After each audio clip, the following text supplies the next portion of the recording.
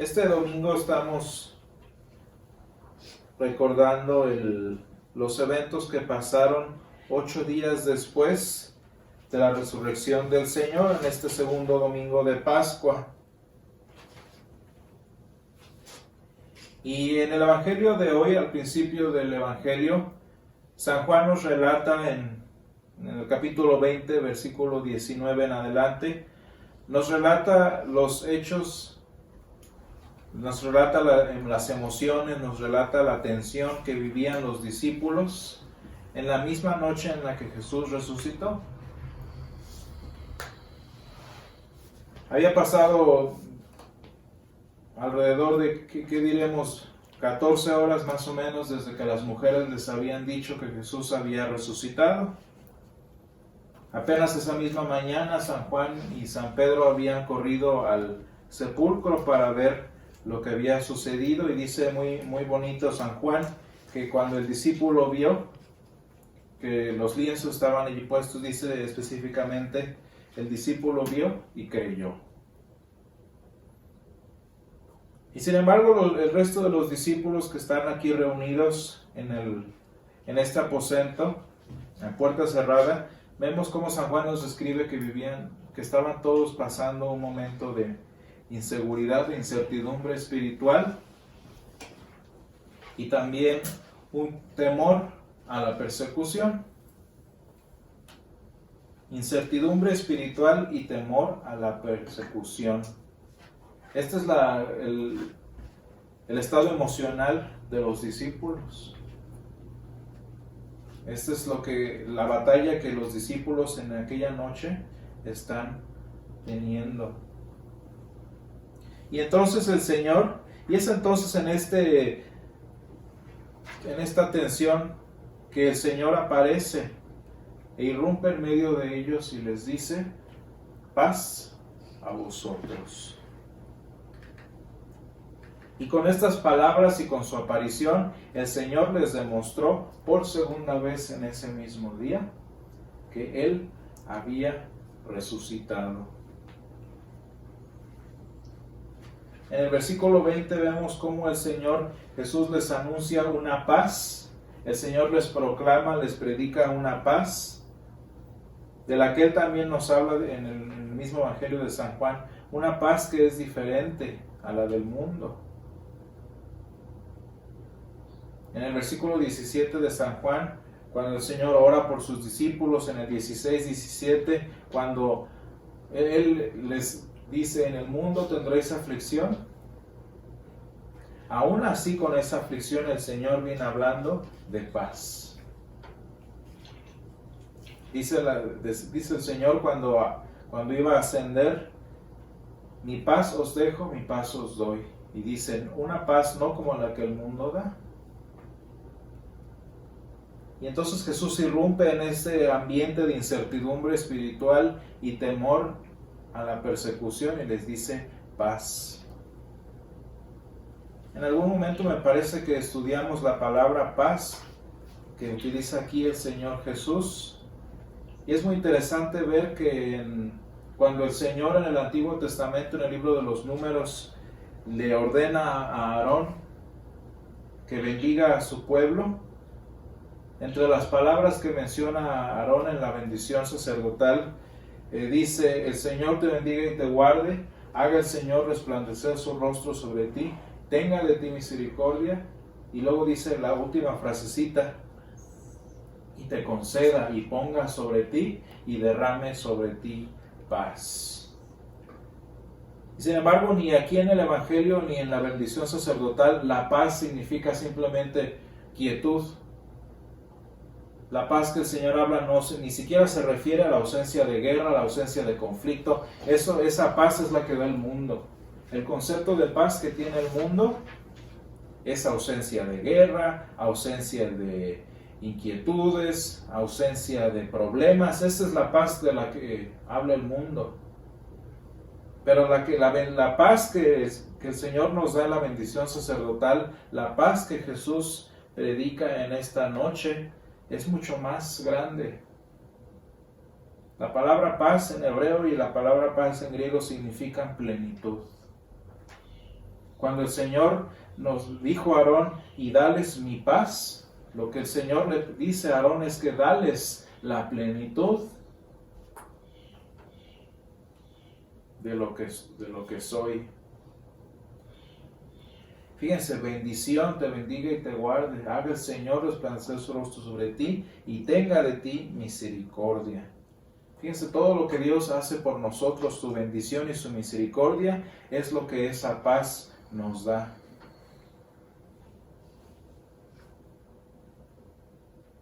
Esta paz que vino Jesús a anunciar fue la plenitud de su mensaje, la plenitud de su palabra, que vino a irrumpir en la incertidumbre espiritual y en el temor de persecución que tenían los discípulos.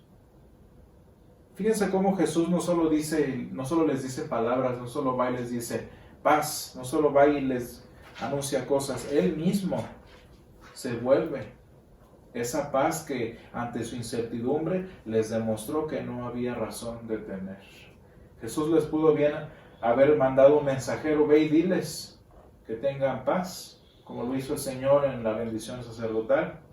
Y sin embargo, en esta vez Jesús mismo se presenta como esa paz, como esa plenitud que viene a irrumpir en sus corazones. Y a propósito de esta paz, a propósito de esto que Jesús viene a proclamar, el apóstol San Pablo nos dice en Efesios 3:19 que es el amor de Cristo. Este amor de Cristo es el que excede a todo conocimiento y que llena como resultado de toda la plenitud de Dios. Efesios 3:19. Y hermanos, esta paz, esta plenitud que no es como la que el mundo da, es la que todo cristiano puede recibir y recibe cuando se encuentra con el Señor en las Escrituras. Esa noche el Señor les presentó a sus discípulos las pruebas de que había resucitado, les mostró su costado, les mostró sus manos, los llenó de gozo, los llenó de paz, les dio las llaves de la vida eterna, como dice, a quienes les remitieres los pecados les serán remitidos, les da su Espíritu Santo, les renueva el gozo de su salvación, como dice el Salmo, y a quienes les remitiereis los pecados les son remitidos, y a quienes se los retuviereis les son retenidos. ¿Qué les ha dado el Señor hasta este momento? Ya les dio gozo, ya les dio paz, ya les dio las llaves de la vida eterna, como dice en el versículo 23, y por primera vez les dio el ánimo de predicar lo que habían visto. Fíjense que es la primera vez que los discípulos predican lo que sus ojos han visto. Y todas estas cosas, todos estos detalles que el Señor les da en esa noche, son lo que nosotros también recibimos mediante la lectura, el estudio y la predicación de la palabra. Hermanos, ¿para qué tenemos la Escritura? ¿Para qué el Señor nos dio la palabra? ¿Para qué? ¿Cuál es el punto? Fíjense cómo el Señor, a través de San Juan, nos dice en el versículo 30 y 31 de este pasaje en particular, estas cosas se han escrito. Las páginas de la Biblia, los versículos de la palabra de Dios, son los clavos, son las muestras, son el costado traspasado que nos enseñan, que nos comprueban que Jesús resucitó. Estas cosas, estas señales se han escrito para que creáis que Jesús es el Cristo. Lo mismo que le hizo el Señor en aquella noche. ¿Y con qué propósito el Señor se les apareció en esa noche? ¿Para qué el evangelista nos dice que la palabra nos fue dada? Para que creyendo tengamos vida en su nombre. A lo mismo que tuvieron acceso los discípulos en esa noche, es a lo mismo que nosotros tenemos acceso en la lectura de la palabra de Dios. ¿Y por qué es importante esto? Porque es necesario que aprendamos a basar nuestra fe en la palabra. Fíjense que ahora más que nunca, para nosotros como cristianos es importante que aprendamos a vivir y a depender de la palabra de Dios. Las dolencias de nuestro tiempo, los males que nos pasan, los problemas que enfrentamos, toda la maldad humana que nos queda clara en este tiempo nos recuerda que vivimos en una realidad corrupta. Fíjense qué triste es ver que además de la enfermedad que está dando vueltas en nuestro mundo, podemos ver el resultado de la maldad humana. De verdad, qué bonito es ver el respiro que la creación está teniendo por todas las partes del mundo. Fíjense cómo sin el hombre malvado destruyendo la creación de Dios por sí misma se restablece y toma un respiro. Fíjense cómo esta pandemia no nada más nos ha mostrado nuestra debilidad humana, sino también nuestra maldad, nuestro abuso hacia la creación de Dios. Y todas estas nos demuestran, nos reflejan una realidad corrupta en la que vivimos. Y lo más triste es que esta realidad corrupta, este mundo dañado, este mundo caído, nos refleja ese corazón humano que, como dice Jeremías 17:9, es engañoso y por tanto incomprensible. Y el hombre sin Dios está tan acostumbrado a engañar y a que lo engañen, que todo lo interpreta desde el punto de vista que no es cierto. Tan acostumbrados estamos a la mentira que cualquier cosa que escuchamos, dudamos de ella. Y todo lo interpretamos a través de la posibilidad de que sea una mentira. Fíjense cómo el mundo en el que vivimos espera la mentira más que la verdad.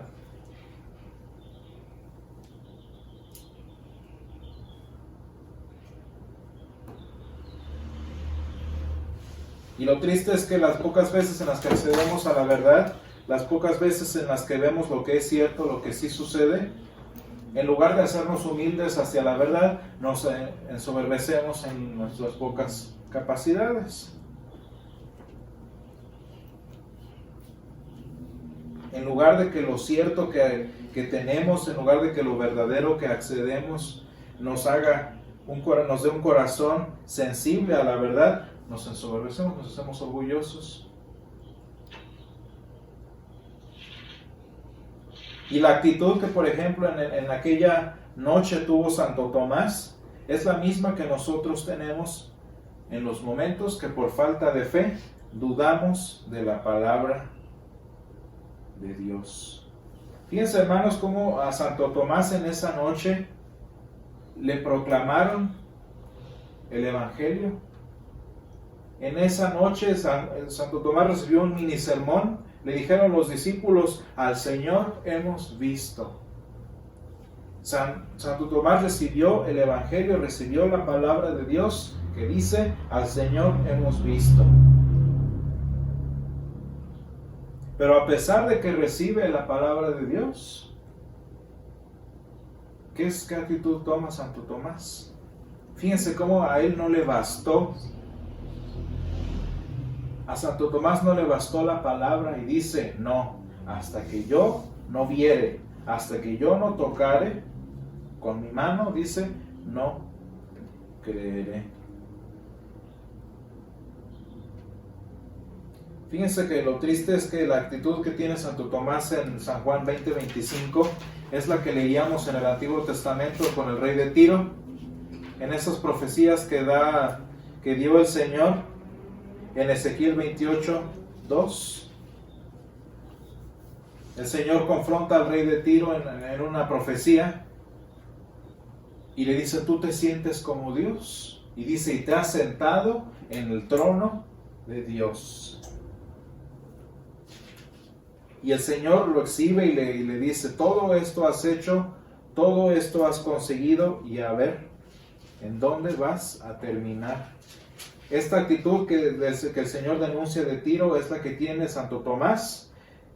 Dice, di al príncipe de Tiro, así ha dicho el Señor, por cuanto se enalteció tu corazón y dijiste, yo soy un Dios en el trono de Dios, estoy sentado en medio de los mares, y has puesto tu corazón como corazón de Dios. Fíjense la altivez del rey de Tiro, es la altivez de Tomás, él y su realidad, que dice que los muertos no resucitan, es tan grande como la realidad de la palabra de Dios que dice que Cristo resucitó. Y así lo hacemos nosotros muchas veces en nuestra vida.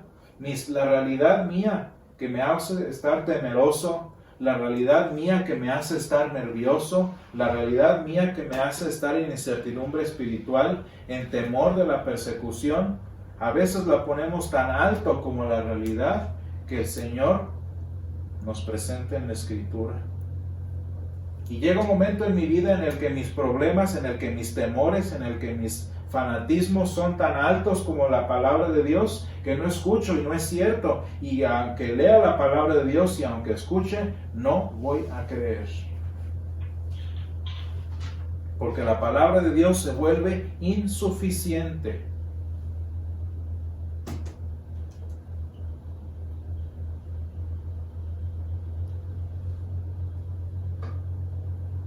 Y esto es porque aceptar la palabra de Dios como suficiente, aceptar el mensaje del Señor como algo que trae descanso, como algo que trae plenitud a nuestra vida, es solo posible mediante el poder del Señor y su palabra. Esa humildad que necesitamos, hermanos, para aceptar la realidad del Señor, aceptar el mensaje de Dios, a pesar de lo que vivimos, a pesar de nuestros temores, a pesar de nuestra incredulidad. Eso solo el Señor lo puede conseguir.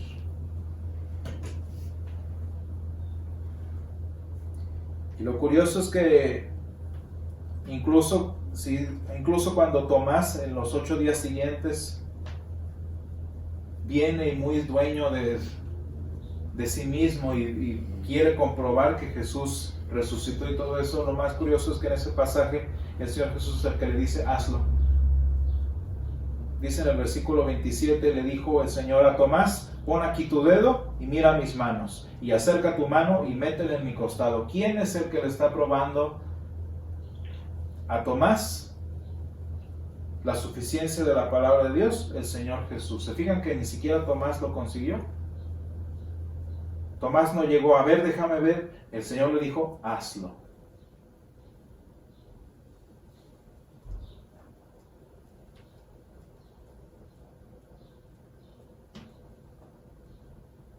Y hermanos, yo les digo a ustedes, si crees que necesitas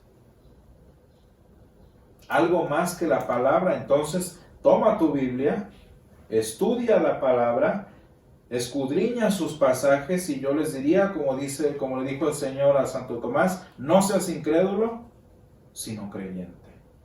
Si la palabra me parece poco, si la palabra no me basta para traer paz y plenitud a mis incertidumbres espirituales, a mis temores, a mis miedos, entonces yo les digo, como el Señor le dijo a Santo Tomás, toma tu Biblia y no seas incrédulo, sino creyente.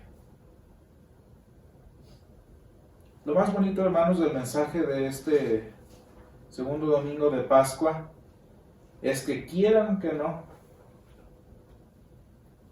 tanto Santo Tomás como los discípulos tenían una batalla espiritual en sus corazones. Tanto uno como otro tenían incertidumbres espirituales, tenían miedo. Y yo les he dicho que el miedo es un pecado, porque el miedo no es otra cosa sino falta de fe. Y tanto los discípulos en la primera noche como Santo Tomás en los 8 días tenían una batalla. Pero a pesar de eso, tanto Tomás como los discípulos recibieron el mensaje de la palabra de Dios. Y tanto los discípulos que lo recibieron de primera mano como Santo Tomás, que todavía dudó, incluso uno y otro se encontraron con el Señor. Y eso es lo que nos da consuelo. Incluso si a nosotros en este momento la palabra no nos parece suficiente para traer descanso, para traer paz, incluso para nosotros con esa falta de fe, el Señor se aparece a nosotros en las Escrituras.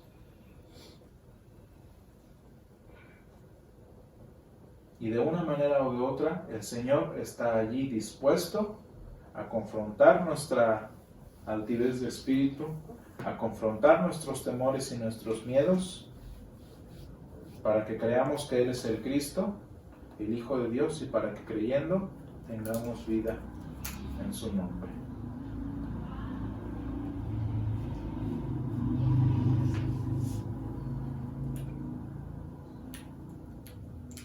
Vamos a orar en esta mañana. Gracias, Señor, te damos por que eres bueno, Señor, con nosotros, porque tú escuchas, Señor, la petición que tenemos en nuestras vidas. Gracias porque eres bueno y porque, Señor, nos has dado un mensaje de plenitud, nos has dado un mensaje de paz que puede, Señor, irrumpir en nuestras incertidumbres espirituales, que puede, Señor, irrumpir en nuestros temores, que puede, Señor, darnos aliento en esas noches en las que la fe parece abandonarnos. Gracias, Señor, te damos porque tú nos miras con misericordia, Señor, y tú vienes a nuestro encuentro, no nada más en maneras, Señor, como las que quisiéramos recibir, sino a través de la palabra, Señor. Te ruego, Padre, que a todos nosotros en este tiempo de dificultad en nuestro mundo, Señor, en este tiempo de enfermedad, tú, Señor, nos ayudes a encontrar el refugio y la paz plena que tu palabra da, Señor.